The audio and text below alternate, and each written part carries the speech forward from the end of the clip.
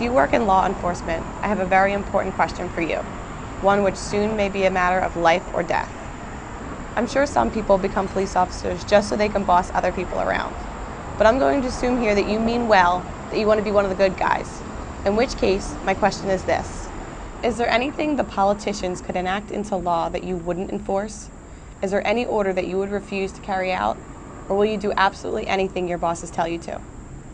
In the U.S., police have already obeyed orders to fine or arrest people for a wide variety of harmless activities, such as dancing at the Jefferson Memorial or having a vegetable garden in their front yard. Police have even gone so far as to execute violent paramilitary raids on food co-ops and organic farms. For decades, police have been carrying out armed home invasions, forced property confiscations, and other acts of violence against people who weren't hurting anyone, but who engaged in behaviors or habits which lawmakers have arbitrarily declared to be illegal. You may be comfortable in assuming that you'll never receive an order to do something truly immoral. But the fact is, with every order you receive, you have a choice between obeying without question or relying on your conscience. No doubt there were cops a few years ago who never expected to be ordered to disarm innocent people, to do door-to-door home searches without warrant or probable cause, or to detain and interrogate people for merely driving down a road. Yet police have since been ordered to do all of these things, and almost without exception they obeyed. So it's not unreasonable to ask, is there any point at which you will draw a line and say, no, that I will not do? And if you won't draw such a line anywhere, if you will do absolutely anything your political masters tell you to, how are you any different from the enforcers of Soviet Russia, Red China, or Nazi Germany? You may be tempted to say, I don't make the law, I just enforce it.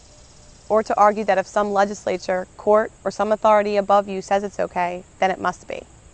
But keep in mind that this is exactly what the thugs of every tyrannical regime in history said to justify their actions. And how do we remember those people now? As courageous, noble law enforcers? No.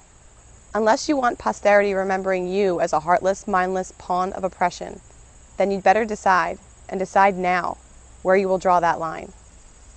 Unfortunately, there's little indication that most cops have any line at all.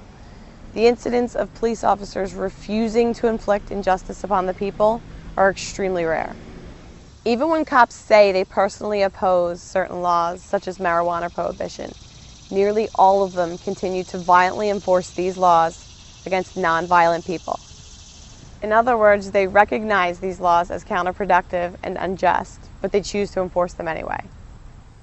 For the most part, American cops seem completely incapable of disobeying immoral orders, and instead do what the enforcers of every other authoritarian empire have done, inflicting harm on innocent people whenever and however those in power tell them to, while accepting no personal responsibility for their actions. I hope you are better than that. Keep in mind there are a lot of decent Americans who do have the integrity and courage to draw a line in the sand, a point at which they will disobey and resist violations of their rights by those in power. It may be that they refuse to be disarmed.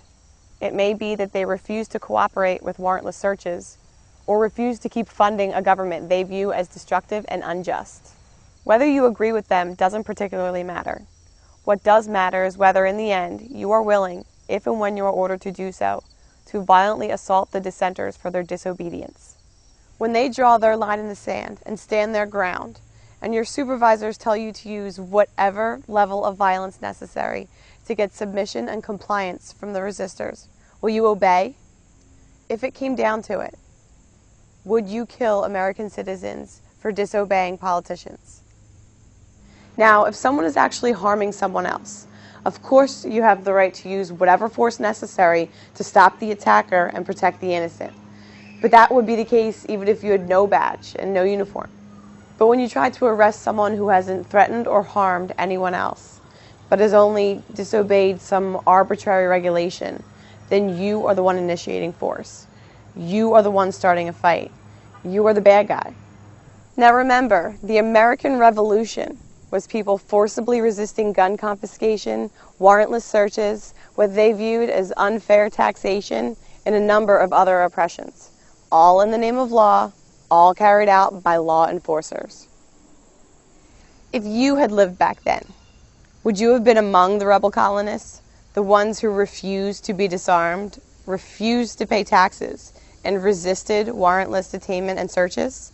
Would you have sided with the signers of the Declaration of Independence, or would you have been among the redcoats, the law enforcers, assaulting, caging, or killing any colonists with the gall to disobey the king? And which side are you on today? Of course, the message you'll get from your superiors, the politicians, and your fellow officers is that it's not your place to decide which laws to enforce, and that as long as you faithfully follow orders, that you can't be held personally responsible for doing as you're told. But that is a lie, a horribly dangerous lie. At the Nuremberg trials, it was established that the excuse used by the Nazi law enforcers that they weren't to blame and shouldn't be punished because they were just doing as they were told did not relieve them of personal responsibility for their actions. And make no mistake, if you choose to blindly obey unjust commands, and one day your intended victims decide to fight back, saying that you're just doing your job will not make you bulletproof. It may be your own life you save by deciding now at what point you will choose to be a moral, responsible human being instead of just an obedient pawn of those in power. Ultimately, only you can answer the question of where you will draw that line. But really, the only moral, rational answer is this. If something would be wrong for you to do without a badge, then you shouldn't do it with one either. The idea that uniforms and legislation can give you special rights is both false and horribly dangerous. Nearly every large-scale injustice in history was committed by people who wrongly imagined that their position of authority made it okay for them to do things that other people have no right to do. Like everyone else, you have the right to use force to stop attackers and protect the innocent, and when you do that, you are the hero. But you have no right to be the attacker, even if it's your job, and even if the aggression is called law. Always, in every situation, you and you alone are responsible for what you do. Wearing a badge and a uniform and doing whatever you're told does not make you brave and noble or deserving of any respect. Just following orders is a coward's excuse. If your job requires you to assault or cage people who haven't threatened or harmed anyone, then quit. Being an actual protector, doing the right thing no matter what anyone else says, even if it means disobeying orders and breaking the law, that takes courage and integrity. That makes you a hero. So, do you have enough of a spine to draw that line? Decide now, before your failure to think for yourself results in damage that cannot be undone.